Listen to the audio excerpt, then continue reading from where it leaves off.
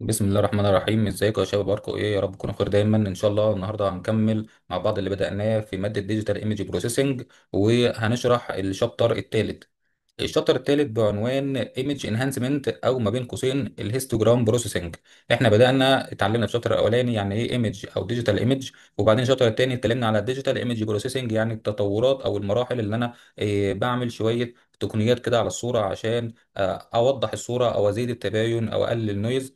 دلوقتي بقى هنعرف هيستوجرام بروسيسنج. انا عملت كذا بروسيس كده او كذا تعديل على الصوره، لقيته تعديل كويس فسميت التعديلات الحلوه اللي انا عملتها دي كلها باسم اداه، او نبدا بقى نستخدم الادوات اللي هتظبط لي الصوره اول ما اضغط عليها ويعمل هو البروسيسنج اللي هو معتاد عليها، المخصصه للاداه بتاعه الهيستوجرام اللي احنا هنتكلم عليها الشابتر ده. يبقى الشابتر ده بيتكلم عن هيستوجرام. هيستوجرام دي اداه تحتها مجموعه من البروسيسنج الكويسه اللي اتعملت.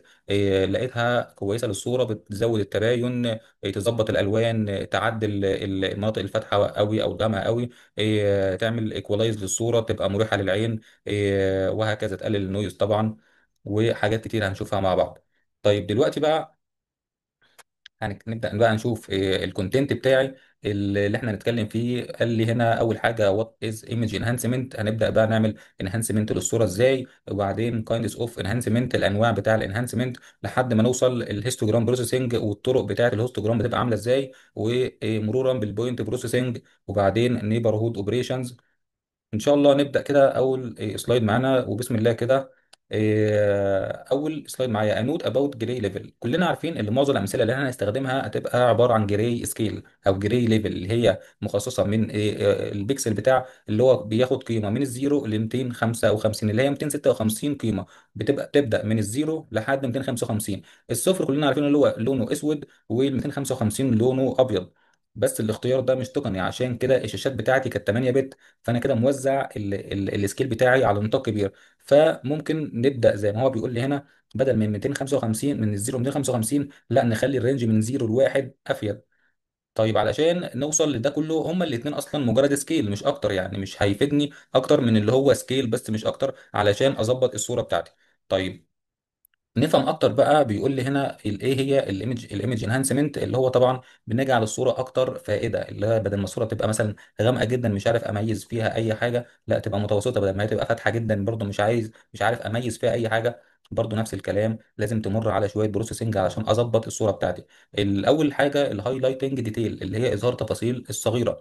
بيبقى في مثلا زي تفاصيل الخلفيه. الخلفيه مش شرط تبقى خلفيه ساده ابيض او اسود بس، لا ممكن تبقى خلفيه بتدل على حاجات هي الصوره عايز تظهرها لي، بس اللي تصور الصوره او الكاميرا او الاداه اللي صورت الصوره مش ظاهر اصلا اللي فيه خلفيه، فده طبعا غلط.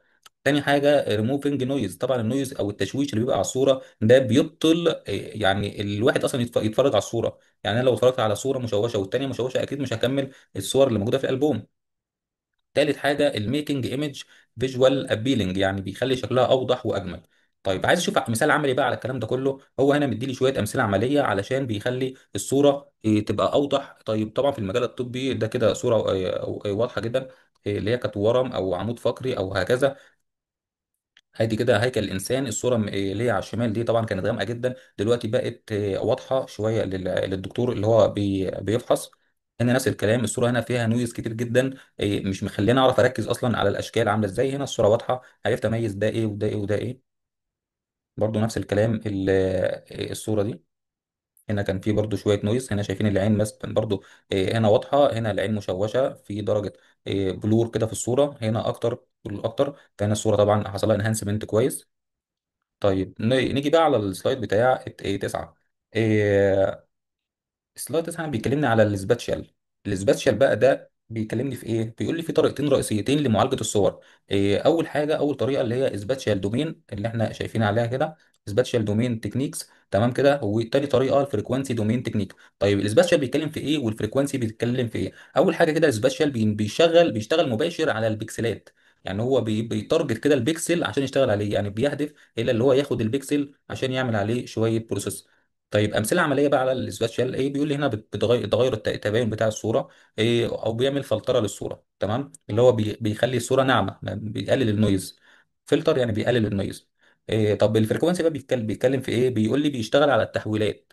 فريكوانسي كلنا عارفين شكل الفريكوانسي اللي هو بيطلع قيمه وينزل، اللي هو بيبقى عامل زي الشكل الزجزاجي كده، الشكل الترددي. فهنا بيشتغل على التحولات بقى، بيخلي الصوره بدل ما هي بتطلع قوي تبقى الصوره ابيض، او تنزل قوي تبقى الصوره اسود، لا بيخليها مظبوطه او في النص. هنا بقى بيشتغل على التحولات زي ما قلنا. مثال طيب على الفريكوانسي اللي هو ازاله الضوضاء عن طريق فلتره الترددات العاليه. لما يكون في ترددات عاليه جدا، او بعد كده تقوم جاي المنحنى ينزل الترددات المنخفضه جدا، فهو بيظبط الموضوع ده. طبعا في الشابتر ده هنركز طبعا على السباتشال دومين، هو اكتر حاجه هنتعرض لها. هنا بقى في السلايد ده بيكلمني على الايمج هيستوجرام. طيب يعني ايه بقى هيستوجرام؟ قال لي الهيستوجرام ده هو رسم بياني بيوضح توزيع قيم، انهي قيم الجري سكيل اللي في الصوره. طيب هنا في المحور الافقي، تمام، هنا محور افقي وهنا محور راسي. هنا المحور الافقي ده الجري سكيل، هنا من الزيرو ل 255. دي القيم بتاعتي بتبقى ماشيه من الزيرو، من هنا من الزيرو لحد 255. طيب وبعدين بيقول المحور الرأسي بقى ده كده الترددات او عدد البكسلات اللي عندها القيمه دي. يعني هنا القيمه زيرو مثلا ما فيهاش تردد، طب القيمه واحد لا فيها مثلا نص تردد، القيمه اتنين فيها اتنين تردد ونص، وهكذا. طيب مهم جدا طبعا بيقول لي اللي احنا نستخدم الايمج في الايمج بروسيسنج، نستخدمها في السيجمنتيشن اللي هي تقسيم الصوره. هنا بقى بيقول بيجيب لي شويه اكزامبل كده على الهيستوجرام. هنا بيقول لي بقى إيه، انا هعرفك او هوريك شويه امثله على الصور مختلفه على الهيستوجرام، ودرجه التباين بتاعتي بتبقى ماشيه ازاي، او القيم المختلفه بتاعت البكسل بتبقى ماشيه ازاي على الجري سكيل. شفت صورة زي دي مثلا، طيب حسيت ان الصورة ديت غامقة شوية، في تفاصيل كتير مختفية، فهلاقي ان الهيستوجرام او الليفلز بتاعتي بتبقى موجودة ناحية الشمال، بتبقى كتيرة ناحية الشمال. يعني هي الصورة عشان غامقة شوية فتبقى موجودة ناحية الشمال. طب نشوف الصورة اللي بعدها، الصورة بقت فاتحة زيادة عن اللزوم، صح كده؟ يبقى في الصورة اللي قدامي دي كده فيها درجات اللون الابيض زيادة عن اللزوم. طب هتلاقي الهيستوجرام بتاعها او القيم الهيستوجرام موجودة بكثرة من ناحية اليمين. طيب نشوف هنا الصورة بقت معتدلة. معتدلة يعني لا هي أبيض قوي ولا هي أسود قوي، فلاقي القيم بتاعتي موجودة في النص، تمام كده. دي كده القيم بتاعت الجراي سكيل. طيب الصورة دي كده لقيتها صورة عالية التباين، يعني هي باينة كويس، الضوء فيها كويس ومنظم. درجة الأسود برضو خفيفة شوية عن قبل كده، فهنلاقي بقى ده الليفل بتاعي بقى ليفل متساوي، أو درجة التساوي بقت موجودة. يبقى هنا بقى ملخص اللي انا عملته، بيقول لي هنا في القيم اللي هي تبقى الشاشه تبقى مايله للون الاسود، تلاقي القيم موجوده في ناحيه الشمال. القيم لو هي مايله للون الابيض قوي تلاقي القيم من ناحيه اليمين. هنا لو تلاقي صوره في النص كده ما بين الابيض والاسود، تلاقي القيم في النص برضه. لو الصور بتبقى هاي كونتراست اللي هي كويسه، الصوره مديه طابع السكيل او التوزيع السكيل بتاعي منتظم، هتلاقيها فعلا منتظمه في الجري سكيل بتاعي بتاع الهيستوجرام. طيب نيجي بقى هنا بيقول لي إيه على القانون ده علشان اعرف إيه اعمل كالكوليت الهيستوجرام. طيب الهيستوجرام ده بيتعمل ازاي؟ بيتعمل بقانون. طيب ايه القانون بقى علشان اعمل هيستوجرام؟ قال لي القانون ده اللي هو اتش اوف ار اوف كي. طيب بيساوي ايه؟ بيساوي ان اوف كي. طيب ايه هو الار اوف كي ده؟ هو المستوى الرمادي رقم كذا. يعني بنشوف البيكسل ده بيحتوي على جري سكيل، بيحتوي على قيمه في الجري سكيل، هو ده الار اوف كي. طيب ايه بقى اللي هو الان اوف كي ده؟ عدد البكسلات اللي قيمتها بتساوي نفس القيمه بتاعت ار اوف كي دي. طيب فهمني، افهم بمثال. هنا مديني مثال، مديني مصفوفه. طيب المصفوفه دي بتقول ايه؟ نشوف كده. طيب نحل المثال ده مع بعض كده. المصفوفه دي بتقول ايه؟ بتقول لي 0 0 2 2 وشويه قيم كتيره. طيب عدد القيم دي كام؟ 16. عرفت منين؟ موجوده اربع قيم فوق واربعه بالعرض، يبقى الاربعه في 4 ب 16. عايزين نعدهم، نعدهم 1 2 3 4 5 6 7 8 9 10 11 12 13 14 15 16. طيب 16 بيكسل. طيب نعمل ايه بقى بيهم؟ بنشوف القيم اللي جوه ايه؟ القيم اللي جوه في 0، تمام، وفي 1 وفي اتنين وفي تلاتة وفي أربعة وفي كمان خمسة، بس كده مفيش ستة ولا سبعة ولا أي رقم تاني. طيب نعد بقى كام الزيرو ده يعني ناخد كل قيمة ونشوف جوه في الإيه، في الماتريكس ده أو المصفوفة دي اتكرر كام مرة. الزيرو هنا اتكرر كام مرة؟ اتكرر مرتين، يبقى أحط هنا اتنين. طيب الواحد هنا اتكرر كام مرة؟ اتكرر أربع مرات، واحد اتنين تلاتة أربعة، تمام كده. طيب الاتنين هنا قرار كام مرة؟ لو عديناهم هنلاقيهم خمسة، واحد اتنين تلاتة أربعة خمسة، تمام. طيب التلاتة هنا اتكرر كام مرة؟ أدي واحد اتنين، يبقى مرتين بس. طيب الأربعة اتكرر كام مرة؟ أدي واحد اتنين برضه. طب الخمسة اتكرر كام مرة؟ تقريبا هي مفيش غير خمسة واحدة بس اللي هي قدامي دي. طيب انا كده عملت ايه؟ شفت القيم اللي موجوده في المصفوفه وحطيتها فوق، وبعدين شفت كل قيمه بتبقى موجوده بكام ليفل، او بكام في كام خانه مختلفه. طيب إيه، عملتها تمثيل بقى، قلت بقى انا عندي كام قيمه من الزيرو تمام كده اهو لحد خمسه، دي القيمه الموجوده معايا. طيب الليفل بتاعي كام، قد ايه بقى؟ قال لي هنا الزيرو اتعمل مرتين يبقى اطلع اتنين تمام، الواحد كاربع مرات اطلع اربعه، الاثنين خمس مرات تمام كده. ادي كده التمثيل البياني بتاعي. طيب التمثيل الهيستوجرام بقى بتاعي بيبقى ايه؟ بيقول لي هنا في القانون بتاعي اللي هو اتش ار اوف كي بيساوي ان اوف كي. ده كده التمثيل بتاع الهيستوجرام. طيب احسبها ازاي؟ الاتش اوف ار اوف كي تمام، ادي ده القانون، اتش اوف ار اوف كي بيساوي ان اوف كي. قلنا اللي هي الاتش ار اوف كي ده اللي بيكلمني على مستوى الرمادي اللي موجود في كل بيكسل. طيب الان اوف كي هو عدد البكسلات كلها. طيب نمسك واحده واحده كده.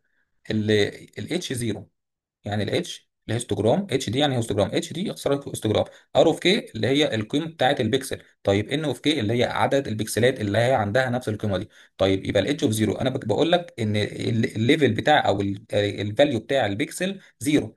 طيب بيساوي كام؟ بيساوي بقى يعني انا عايز اللي قدامي اللي يقول، يبقى الاتش بتاعت الزيرو بيساوي 2 صح كده، اتكررت مرتين اللي هي ان اوف كي عدد البكسلات متكرره 2. طيب والاتش اوف واحد اسيبك انت اللي تقرر. مظبوط كده، اتش اوف واحد باربعة تمام كده كوما، اتش اوف اتنين بيساوي خمسة، وهكذا لحد اتش اوف خمسة بيساوي واحد. انا كده مثلت المثال بتاعي بالهيستوجرام او بالقانون بتاع الهيستوجرام. نمسح، نخش على المثال اللي بعده. قال لي هنا بيكلمني على النورماليزد هيستوجرام. عايز يعمل ايه؟ عايز يجيب عدد البكسلات كلها ويقسمها على عدد البكسلات الكلي، يعني بيجيب البكسلات اللي هي عندها القيمه اللي احنا جبناها اللي هو الهيستوجرام، ويقسمها على عدد البكسلات الكلي اللي هو عند القيمه او ما عندوش القيمه اللي انا عايزها. وهنا بيعمل التوزيع الناتج عن الموضوع ده كله. النورماليزد برضو خطوه كويسه، اللي انا عملت توزيع لعدد البكسل اللي هي بكسل مثلا زي ما كانت موجوده في رقم الاثنين ده عالي جدا اللي هو متكرر خمس مرات، وفي رقم خمسه متكرر مره واحده بس، فيعمل في نورماليزد اللي هو بيساوي الاطراف كلها او بيقلل القيمه اللي هي من 0 ل 5، ما يبقاش من 0 ل 5، ممكن يقللها بتبقى من 0 ل 1. فيبقى هنا الاثنين اتكررت مثلا مره واحده، والخمسه اتكررت 1 من 10، فهي قلل لما يقلل من السكيل بتاع الاتجاه الرأسي بكده بيقلل في القيمه، فالصوره تزداد في الوضوح اكتر. فهنا بقى بيحسبها ازاي؟ هنا بيحسبها بيقول لي البي ار اوف كي تمام كده بيساوي الهيستوجرام اللي عندي على عدد البكسلات كلها. وقلنا الاتش ار اوف كي اللي هو الهيستوجرام بيساوي اصلا ان اوف كي اللي هو عدد البكسلات اللي هي بتبقى موجوده عند نفس القيمه على الان اللي عدد البكسلات الكلي. هنا بقى بيبدا يحسب عدد البكسلات كلها سمشن، على سمشن على البكسلات كلها من الزيرو لحد ال اوف واحد، ويشوف الناتج هيطلع كام. لو طلع واحد هنا بيقول لي ان التوزيع الناتج هيبقى كويس، او يبقى بياخد البكسل بتاخد القيمه بتاعتها تبقى قيمه متساويه على بقيه البكسلات.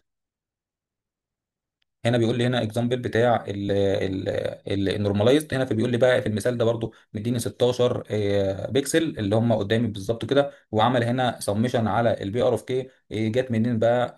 اكيد برضو احنا عرفنا ان هو قال الزيرو هنا موجود، والواحد والاثنين والثلاثه والاربعه والخمسه، وشاف الزيرو مكرر كام مره؟ مرتين، يبقى راح عمل هنا البي ار اوف كي اللي هو مكرر مرتين على العدد الكلي بتاع البكسلات اللي هو 16، يبقى 2 على 16.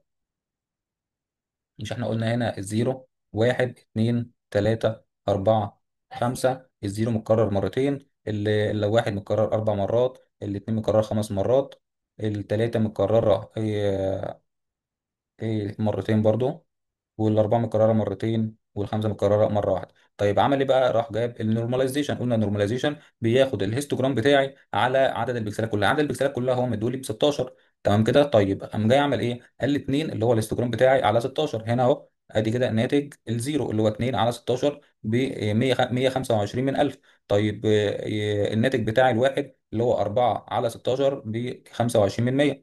طيب ادي كده قيمه الزيرو، وادي قيمة الواحد، ادي كده قيمة الاثنين، قيمة الثلاثة، قيمة الأربعة، قيمة الخمسة اللي هي بيساوي 1 في الهيستوجرام على 16 بيساوي القيمه اللي قدامي دي، وبعدين جمعت ده كله لقيتها طلعت من الاخر في واحد. يبقى هو ده القيمه اللي انا عايز اعملها، اللي هي بيساوي من واحد لحد، من الزيرو قصدي لحد الواحد، وانا ده اللي انا عايزه اوصل له، اللي هو الصور كلها تبقى متساويه في درجات الهيستوجرام بتاعي.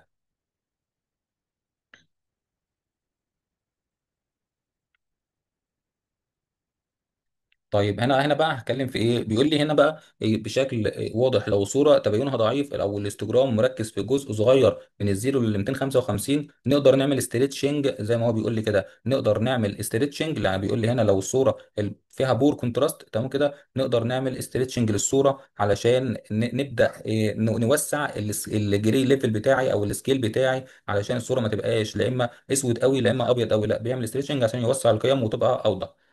الفكره هنا انك تعمل داله تحويل ترانسفورميشن فانكشن تمط القيم ببعضها.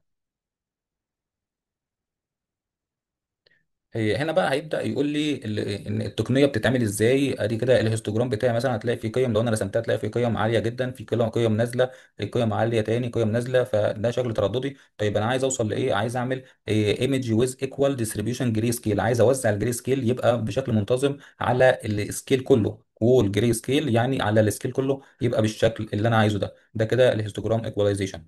يعني انا جبت الهيستوجرام وعملت له ايكواليزيشن بالقيم بتاعت الهيستوجرام. زي ما انا شايف كده، ده مثال. ادي هنا في الهيستوجرام بتاعي، ادي هنا مشي قيم وبدا يبدا بحاجه بسيطه، وبعدين طلع مره واحده ونزل تاني مره واحده، قيم بسيطه وطلع تاني مره واحده فوق عالي وينزل تاني. فالصوره بتاعتي هتلاقيها لا اما ابيض لا اما اسود على القيم اللي انا شايفها دي. طيب عملت بقى السكيل، من خصائص السكيل اللي انا اوزع القيم او اقلل السكيل اللي فوق ده. لما ضغطت السكيل اللي فوق ده بدا يبان اللي هي تبقى قيم متناسبه او متساويه الى حد ما. طيب علشان اعمل حاجه زي كده طبعا بيبقى لازم لها قانون. ايه بقى القانون بتاعي؟ قال لي هنا قانون بتاع الترانسفورميشن اللي هو تي اوف ار. قال لي هنا تي اوف ار بيعمل تكامل من الزيرو لحد الار. ايه بقى التكامل اللي حصل ده؟ عشان يعمل البي اوف ار مضروب في الدبليو دي ار، يعني عايز يكامل الحاجات دي كلها او القيم اللي طالعه دي، هي بقى من هنا من الزيرو للتي تمام كده. يبقى هو بيكامل من هنا من الزيرو للواحد. ادي كده السكيل بتاعي هو هيكمل من الزيرو للار. حلو. وادي هنا التي اوف ار اوف كي، وهنا برضو النقطه اللي انا اخترتها عشان اكمل من عندها وتنزل ار اوف كي. فهو يعمل بقى معادلات او حساباته في التكامل علشان يوصل للقانون اللي احنا عايزينه.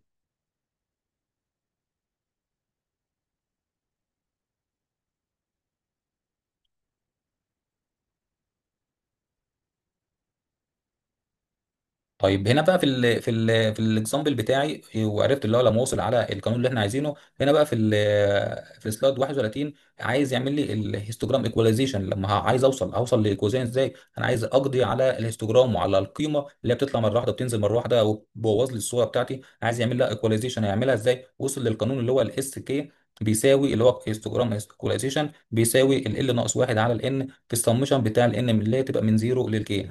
وقال لي هنا ال ناقص واحد اكبر من او يساوي الكي، اكبر من او يساوي الزيرو. هنا بقى بيكلمنا على عدد المستويات. ال ده اللي هو عدد المستويات. ايه مستويات الجري سكيل؟ قلنا اللي هي من الزيرو ل 255 اللي هي 256 مستوى. طيب البي ار اوف ار جي ديت هي اللي ده الاحتمال ما هو بيسمشن الاحتمال بتاعي، هي اللي بقى احتمال عالي لا اما احتمال صغير او منخفض. ده هو اللي بيحصل له نورماليزد هيستوجرام. طب النتيجه هنا بيقول لي بقى تبقى طبعا زي ما احنا قلنا قيمه جديده لكل مستوى رمادي، عشان يخلي المستوى كله بيبقى متساوي او قريب من التساوي في التباين. هنا مثال بيقول لي مثال عملي مطبق خطوه بخطوه على اللي بيحصل لما الكي هنا تبقى بزيرو وبواحد واثنين وثلاثه لحد سبعه. الار اوف كي هنا بتاعتي هتبقى ماشيه ازاي؟ تبقى ماشيه بالطريقه دي، الحسابات بتبقى ماشيه بالطريقه دي. طيب الان اوف كي برضه عملنا حساب لكل واحد، وبعدين ان كي على الان اللي هو عدد القيم اللي هي بتاعت الجري سكيل او الفاليو اللي جوه البكسل على عدد البكسلات كلها، طلعت القيم اللي قدامي دي. فهنا عمل ده كده مثال عملي قدامي مطبق خطوه بخطوه زي المثال اللي احنا عملناه قبل كده. وعرفنا كل خانه بتمثل ايه. هنا حسب الهيستوجرام زي ما احنا شفنا اللي هو الان اوف كي، وبعدين عمل نورماليزيشن اللي هي الان اوف كي على الان. وبعدين عشان كده ابدا بقى كده يبدا يحسب السي دي اف اللي هو وصلها للطريقه هنا دي، علشان يكمل ونطبق المعادلات عشان نوصل اللي احنا عايزينه. ادي كده الهيستوجرام اللي كان عندي، وهنا بدا يعمل النورماليزد هيستوجرام. طيب ما في حد يقول لي طب ما هو البكسلات طالعه هي زي ما هي، برضو نفس الكلام طالعه زي ما هي، بس اقول لك خد بالك دي من زيرو، البكسلز من زيرو ل 1200 طيب والجري ليفل بتاعي من الزيرو لحد 8، يعني في سكيل كبير جدا. طيب عندنا السكيل الرأسي بتاع البيكسلز كام؟ من الزيرو لحد 25%، مش زيرو لحد 1200، لا طبعا من الزيرو لحد 25 من 100، يعني قريب جدا من الزيرو. طيب ومن الزيرو للواحد هنا، طب برضه صغير جدا، دي كانت من 0 ل 8، فهنا اظبط الصوره وظبط المعادلات بتاعتي وخلاها اوضح واشمل من كانت هيستوجرام بس. ده كده التكمله بتاعت الشابتر، او تكمله السمشن اللي هو بدأ يعمله عشان يوصل للمعادلات اللي احنا قلناها دي كلها. ادي كده في الاخر بعد المعادلات اللي هو عملها دي كلها صوره كده، مثال لما كان الجري سكيل كبير جدا، وكان في الهيستوجرام بتاعي القيم بتاعته عاليه جدا ومنخفضه جدا، فكده كان منظر الصوره كانت الوضوح بتاعها قليل جدا. طيب هنا لما عمل بقى ايكواليزيشن او نورماليزيشن للصوره، هنا ظبط السكيل او خلاها قريب من المعدل التوزيع بتاعه بتاع كل سكيل. هنا هنتكلم على الترانسفورميشن بقى اللي حصل للصوره. طيب احنا كده عرفنا ان الصور هنا بتبقى عامله ازاي، او السكيل بتاع الترانسفورميشن فانكشن بتاعتها بتبقى ماشي ازاي. ده كده الفانكشن لكل صوره اللي هو بتاع الهستوجرام بتاعي بعد ما عملت له ايكواليزيشن.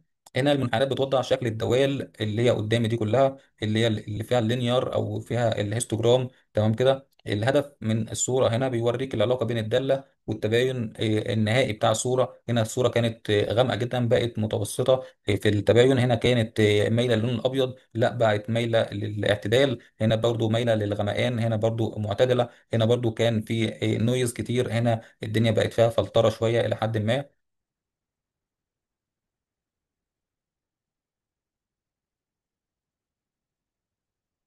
ده نفس الكلام برضو. برضو نفس الكلام، نفس بيوريني الفانكشن أو المعدل التوزيع بتاع البيكسلز. نيجي هنا بقى، ده مثال او تدريب عملي على اللي احنا عملناه. هنا بيقول لي بقى قدامك المصفوفه دي واحسب بتاع الاستوجرام بتاعها. قلنا اللي احنا بنطلع القيم اللي موجوده، الزيرو والواحد والاثنين والثلاثه والاربعه والخمسه، ونطمن ان دي القيم الوحيده اللي موجوده ونكتبها، ونشوف كل قيمه طلعت او اتكررت كم مره، يبقى ده هو ده الاستوجرام بتاعها. طيب عايز اعمل الايكواليزيشن او النورماليزيشن بتاعتها، بقوم جاي واخد كل قيمه واقسمها على 16 بكسل. جت منين 16؟ ده عدد البكسلات الكلي. يبقى انا كده جبت النورماليزيشن، وبعدين بعد الاستجرام ما عملته وكده التمرين ده اتحل. هنا بقى بيكلمني بيقول لي بعد بدل ما نعمل ايكواليزيشن للصوره بعد ما عملنا طبعا الاستجرام، ممكن نقسمها لبلوكس. هنا بيقول لي ممكن تقسم الصوره لبلوكس عشان تبقى سهله. هنا بيطبق بقى الايكويشن كل على بلوك، يعني كل بلوك بنقسمها عشان ازود وضوح الصوره. يبقى اخدت الصوره كلها بدل ما عملت لها هيستوجرام وبعد وجبت وعملت ايكواليزيشن للهيستوجرام بتاع الصوره كلها، لا انا هاخد الصوره واقسمها لكذا جزء، واخد كل جزء بتاعها او الهيستوجرام بتاع كل جزء واعمل له ايكواليزيشن علشان يزود التفاصيل، يخليها اوضح، مفيده للصوره او مفيده للشخص اللي هو بيشوف الصوره. طبعا افكار جديده زودت علينا او فتحت مجال اللي احنا نعمل انهانسمنت فعلا للصوره لحد ما بقت الصوره بيور جدا او قريبه لدرجه كبيره جدا من الطبيعه. ده كده اخر مثال بتاعي اللي هو كانت النويز والهيستوجرام. لما كان اتطبق على النويز عرف يقضي على النويز، وعرف يزود السكيل بتاعه على المناطق اللي هي مطلوبه او اللي احنا عايزين نشوفها بالظبط. وده كانت اخر سلايد معانا في الشابتر ده. اتمنى الشابتر يبقى سهل ولذيذ وشابتر كويس جدا، علشان احنا اتعلمنا اداه وطبقنا الاداه وشفنا امثله عمليه وشفنا قوانين. اول مره كنا نشوف قوانين وعرفنا نطبق القوانين، بدل ما نطبق قوانين احنا نكون حافظينها ولا حاجه، لا احنا فاهمين القانون وفاهمين لما يديني مصفوفه اعمل فيها ايه، اطلع القيم ازاي، احسب الهيستوجرام ازاي، اطبق عليه النورماليزيشن ازاي، وهكذا. شكرا، والقاكم ان شاء الله في الشابتر الجاي.